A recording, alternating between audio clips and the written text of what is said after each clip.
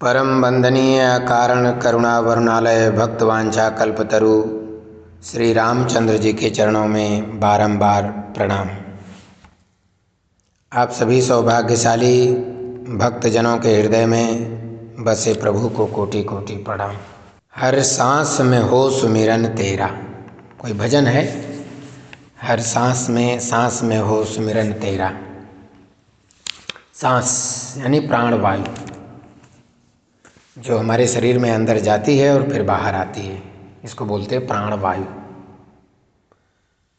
तो एक तरफ ये प्राणवायु आ रही है और बाहर जा रही है, और एक तरफ साइंस है, विज्ञान, वो पदार्थ में रिसर्च करता है, फिर नया सामान बना देता है। अब प्राणवायु और साइंस यानी विज्ञान के बीच में जरा सा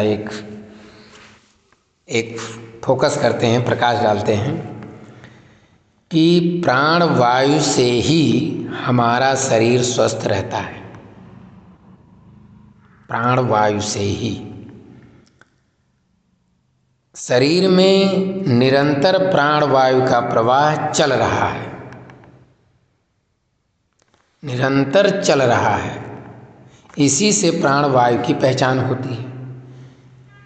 यानी जब हम गर्भ में थे तब प्राणवायु माता के द्वारा चल रहा था, शरीर जब बन रहा था, और शरीर जब बन चुका, हम पैदा हो गए, तो हम प्राणवायु प्राण अंगों से फिर लेना प्रारंभ कर दिया, चलना प्रारंभ हो गया। तो इसका मतलब है प्राणवायु माता के द्वारा गर्भ में होना या फिर पैदा होने पर प्राणवायु चलते रहना, यह एक निरंतर प्रक्रिया है। इसीलिए प्राणवायु के कारण ही जीव को प्राणी कहा जाता है। प्राणवायु के कारण ही जीव को प्राणी कहा जाता है कि यह प्राणी है। अब विज्ञान के आईने से देखा जाए, प्राणवायु या प्राण शक्ति के संबंध में जाना जाए तो विज्ञान के पास प्राण को पहचानने का कोई यंत्र नहीं है, कोई मशीन ही नहीं बनी है कि जो प्राण को पहचान ले, कोई यंत्र ही नहीं है। विज्ञान केवल पदार्थ का अध्ययन करता है, साइंस केवल मटीरियल का अध्ययन करता है। मटीरियल में उसकी पावर को निकाल करके और दूसरे पावर में कन्वर्ट करके नई चीज़ बना देना, ये विज्ञान कर सकता है। यानी साइंस मटेरियलिस्टिक है, विज्ञान पदार्थ का पिता कह सकते हैं। लेकिन विज्ञान के पास कोई यंत्र नहीं है जो प्राण को पहचान ले। तो प्राण को समझने के लिए अध्यात्म की आवश्यकता है। आत्मा का अध्ययन जिसको कहते हैं, आत्मा का अध्ययन उसे कहा जाता है अध्यात्म। यानी आत्मा का अध्ययन करना, आत्मा का पढ़ाई करना। तो हम लोग तो हर विषय में विशेषता हासिल कर लेते हैं पढ़ लिख करके, लेकिन कभी आत्मा के विषय में प्राइमरी भी नहीं पढ़ते कि कक्षा 5 ही तक पढ़ लें आत्मा के विषय में ना। और जबकि बिना उसके शरीर और शरीर संसार है ही नहीं। तो आत्मा पदार्थ नहीं है, ये बात क्लियर हो गई। फिर इसलिए यहाँ साइंस काम नहीं करेगा, दवाई हो मशीन हो कुछ भी काम नहीं करेगा। किसी को वेंटिलेटर पर लगाइए और प्राणवायु अंदर न रहे, फिर वो कुछ नहीं कर सकता। मशीन तो प्राणवायु के साथ है, अगर प्राणवायु जरा सा भी है तो मशीन उसको प्रगति दे सकता है। तो इसलिए आत्मा पदार्थ नहीं है, ये बात क्लियर है। ये दिव्य वस्तु है और परमात्मा का अंश है। ईश्वर अंश, जीव अविनाशी, ईश्वर का अंश है। यानी जीव का अंशी भगवान और भगवान का अंश जीव। इसलिए भगवान भी दिव्य है और आत्मा भी दिव्य है। भगवान भी अनुभव की वस्तु है और आत्मा भी अनुभव की वस्तु है। इन सब में प्रकाश है, तेज है। ये सब पदार्थ में रहते हैं, लेकिन पदार्थ में दिखते नहीं हैं, पता नहीं चलता। पूरे ब्रह्मांड में परमात्मा है, एनर्जी है, शक्ति है, क्षमता है, और वो हमारा पोषण भी कर रहा है। इसलिए हमें इस बात पर गौर करना है कि जो वर्तमान है, वर्तमान, तो इस बात का एहसास बना रहे कि अध्यात्म के विषय में 24 घंटे में 10 मिनट 5 मिनट आत्मा के विषय में पढ़ लिया करें, सुन लिया करें, कुछ समझ लिया करें, सत्संग से आदि तमाम जगहों पर उपलब्ध है। लेकिन आपके मतलब आपके हिसाब से आत्मा को समझने का ये तो सौभाग्य की बात है कि न जाने कब किस समय आपको अध्यात्म का आत्मा अनुभव हो जाए। आप जानते हैं कि अगर सच में पूछा जाए तो सफल व्यक्ति जो होता है वो वर्तमान में जीता है। सफल व्यक्ति वर्तमान में जीता। अब वो धनपति है कि करोड़पति है कि लखपति है कि सुबह शाम खाने वाला और कमाने वाला है, इससे कोई मतलब नहीं है। जो व्यक्ति वर्तमान में जीता है वो सफल है। क्यों? क्योंकि वर्तमान हमारा कर्म क्षेत्र है। वर्तमान हमारा कर्म क्षेत्र है और भविष्य वो दिखाई नहीं पड़ रहा। अतीत में कुछ कर नहीं सकते, तो इसलिए वर्तमान ही हमारा कर्म क्षेत्र है।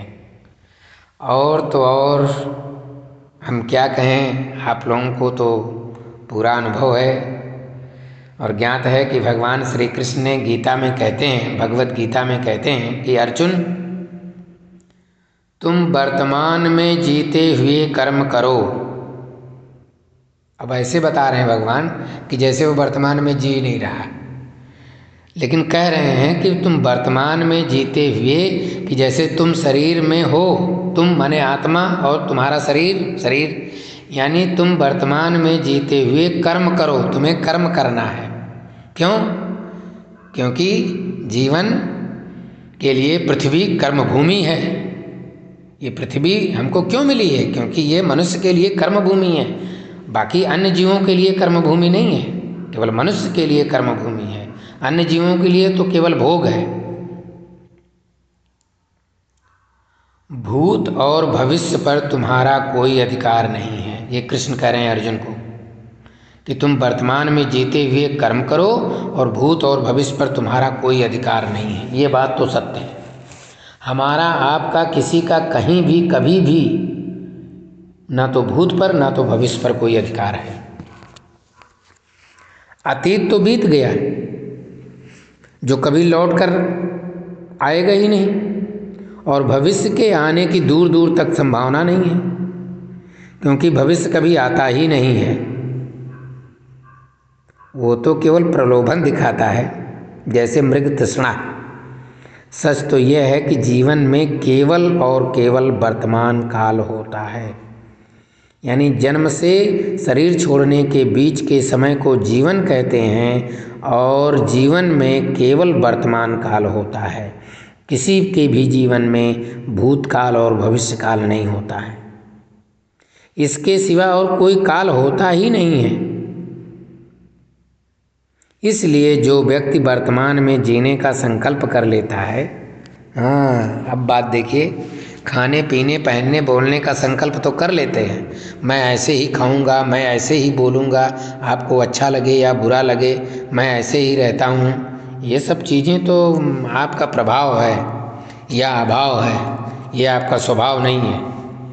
लेकिन जो व्यक्ति वर्तमान में जीने का संकल्प कर लेता है, वो जानते हैं कभी जीवन में हारता नहीं है। कभी जीवन में हारता, जीवन में नहीं हारता है।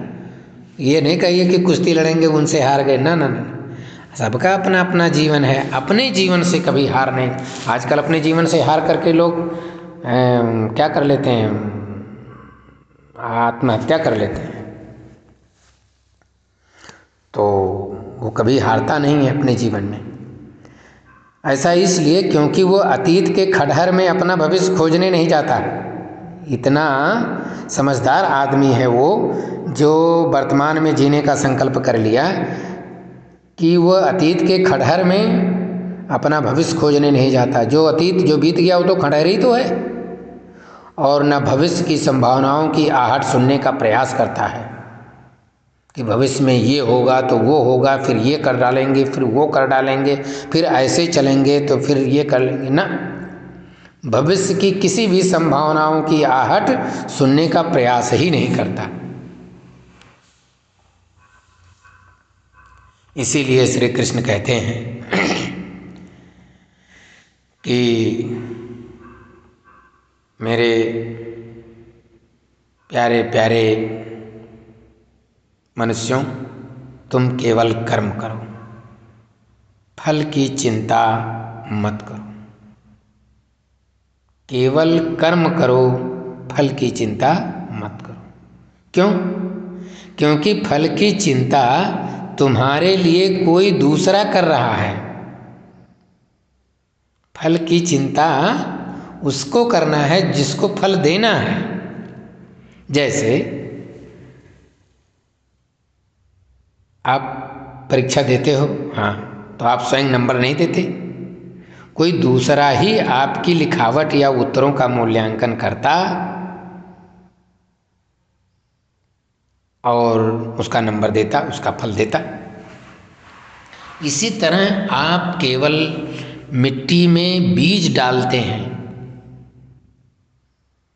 और खाद डालते हैं, पानी डालते हैं, लेकिन उसका उगना, बड़ा होना, फल लगना, ये सब का फल देना वो और के हाथ में है। इसलिए कृष्ण कह रहे हैं कि तुम केवल कर्म करो। इसीलिए जीवन में भी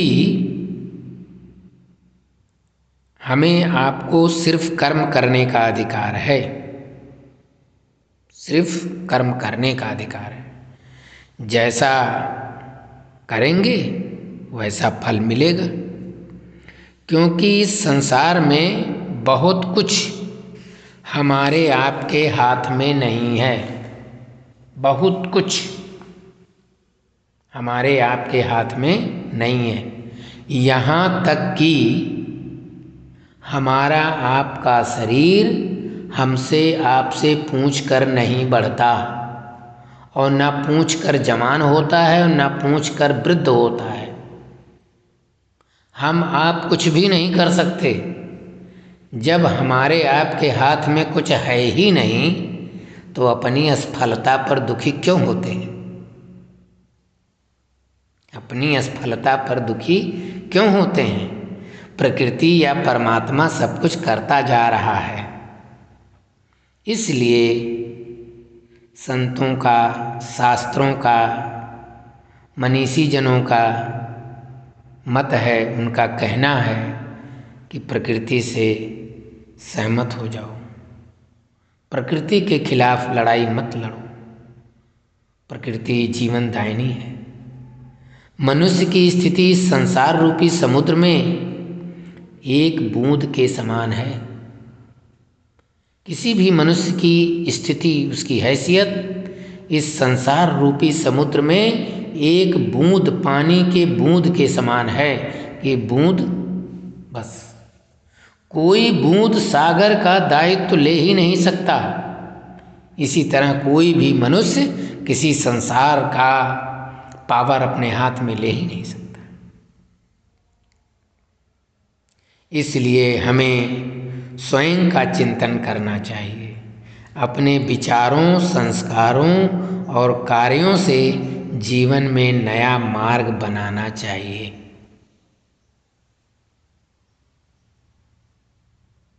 आप जानते हैं, प्रत्येक व्यक्ति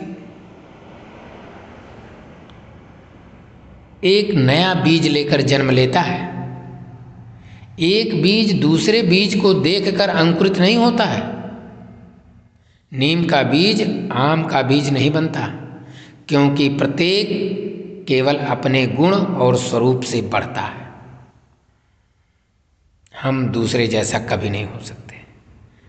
तो अपने गुण, अपने स्वरूप, इसे जानने के लिए हमारा एक ही उद्देश्य है कि वर्तमान हमारे लिए हमारी कर्म भूमि है और केवल हमारा कर्म करने का अधिकार है, फल पर कोई अधिकार नहीं है। बोले सियावर रामचंद्र की जय हो। हरे राम राम राम सीता राम राम राम, हरे राम राम राम सीता राम राम राम, सीता राम राम राम सीता राम राम राम, हरे राम राम राम सीता राम राम राम।